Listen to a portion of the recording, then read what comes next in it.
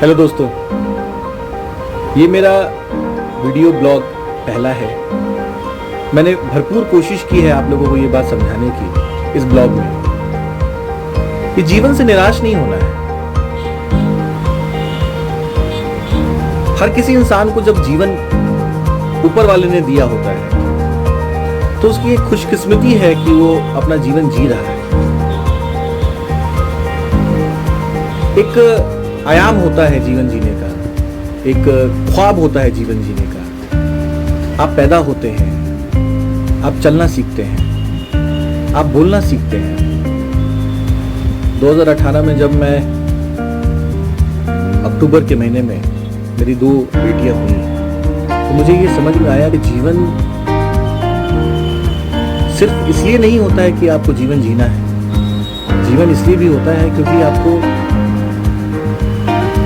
अपने लिए तो ख्वाब पूरे करने ही हैं, आपको अपने इर्द गिर्द के लोगों के लिए भी ख्वाब पूरे करने होते हैं और बड़ा मजा आता है इन चीजों में। आप शुरू करते हैं अपनी दिनचर्या को, आप शुरू करते हैं अपने चीजों को। क्या आप ये सोच के शुरू करते हैं कि आज आपके साथ क्या होना है? हाँ, बेशक आप प्लानिंग करते हैं कि आज आपको क्या करना है, लेकिन क्या आप ये सोचते हैं, क्या आप जानते हैं कि आज आपके जीवन में, आज आपके दिन में क्या होगा? कोई नहीं जानता है। जब हम और आप ये बात नहीं जानते हैं कि आपके साथ आज क्या होगा तो जीवन से निराश क्या होना?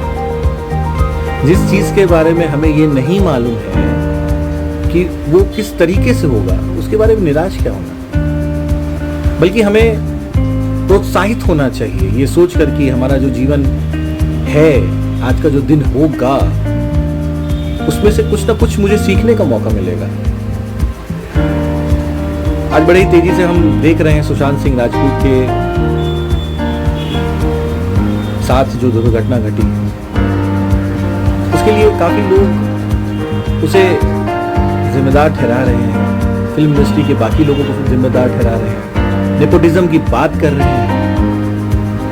दोस्तों, जब जंगल में एक शेर होता है तो उसे अपने जीने के लिए अपना साम्राज्य बनाकर रखना पड़ता है। मैं ये नहीं बोल रहा हूँ कि बाकी जितने भी एक्टर्स हैं या जितने भी एक्ट्रेस हैं वो सारे लोग नेपोटिज्म कर रहे हैं, लेकिन ये एक संस्कृति है। आज चाइना इंडिया के ऊपर फिर से युद्ध स्तर पर अपनी कोशिश कर रहा है। इंडिया बार बार पाकिस्तान के साथ एक मैत्री संबंध रखना चाहता है, लेकिन पाकिस्तान इस चीज के लिए तैयार नहीं है। ये सारी चीजें एक संस्कृति में चली आ रही हैं, और चली आ रही हैं का मतलब ये है कि हम और आप इस चीज से अछूते नहीं हैं। हमारे परिवार में, हमारे पड़ोस में एक भाई लड़ता है अपने पिता की संपत्ति के लिए। ये सारी चीजें स्वाभाविक है, और इस स्वाभाविक चीजों में सबसे जो बड़ी चीज निकल के आती है वो ये बात निकल के आती है कि हमें अपना जीवन जीना कैसे है। निराश होना बड़ा आसान है दोस्तों, लेकिन किसी को इस जीवन को जीने देना, उसको एक आस दिखाना, ये बहुत मुश्किल काम है।